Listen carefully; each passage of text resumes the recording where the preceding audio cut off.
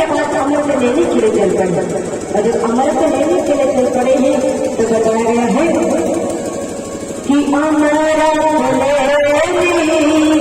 और चले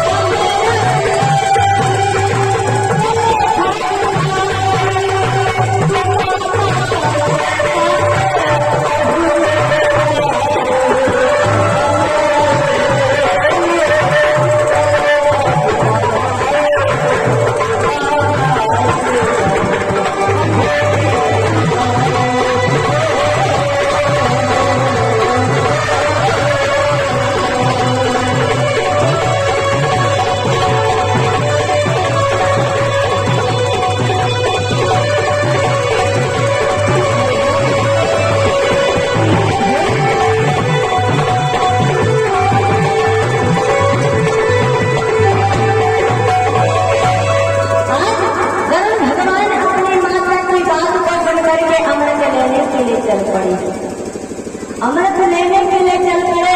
और जब अमृत लेने के लिए चल पड़े तो धीरे धीरे कहाँ पर पहुंच गए जहाँ पर उनके पिता कश्यप ऋषि तपस्या कर रहे थे।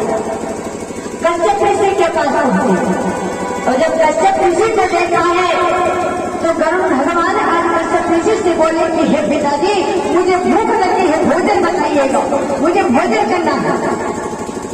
कश्यप ऋषि कहने लगे भोजन करना है। गरुड़ भगवान बोले कश्यप ऋषि कहने लगे पुत्र जाओ, जाकर के देखो समुद्र के किनारे एक हाथी और एक कछुआ आपस में युद्ध कर रहे हैं। तो पुत्र आप जाइए और जाने के बाद उन दोनों को खा करके अपनी भूख मिटाइए और उन दोनों का पेड़ मिट जाएगा। कश्यप ऋषि ने जब इतना सुनाया तो गरुड़ भगवान कहने लगे पिताजी ये बताइए कि मैं उनका भोजन करूंगा तो मेरी भूख तो मिट जाएगी, लेकिन ये पेड़ कैसा है जो मेरे भोजन करने से उन दोनों का पेड़ मिट जाएगा। कश्यप ऋषि कहने लगे सुनो, जो समुद्र के किनारे हाथी और कछुआ युद्ध कर रहे हैं कोई साधारण नहीं है। ये पूर्व जन्म में दोनों सगे भाई थे। हाथी और कछुआ जो युद्ध कर रहे हैं ये पूर्व जन्म में दोनों सगे भाई थे और दोनों बहुत बड़े गायक थे। एक दिन दोनों ने मदिरा का पान किया और दोनों में बहस होने लगी।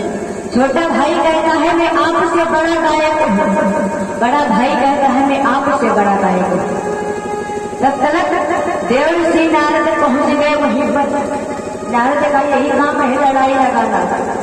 नारद जी पहुंचे तो नारद जी जब पहुंचे तो दोनों भाइयों को लड़ते हुए देखे।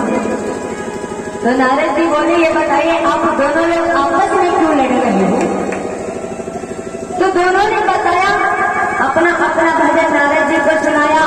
तो नारद बोले आप दोनों भी बहुत बड़े गायक, मैं किसी को कम नहीं करूंगा, लेकिन मेरा कहना बस इतना है कि भाई भाई का लड़ना अच्छा नहीं होता, इसलिए आप आपस में मत लड़िए।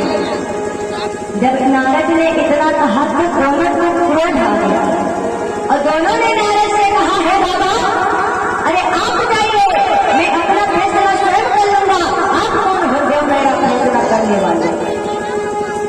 नारद को क्रोध आया। नारद कहने लगे अरे मूर्ख, तुमको मेरी बात में विश्वास नहीं है, जाओ मैं तुम्हें श्राप देता हूँ, ऐसे लड़के झगड़ते रहोगे मर जाओगे, पुनः तुम्हारे जन्म में बोलेंगे फिर भी तुम्हारा देश कभी नहीं।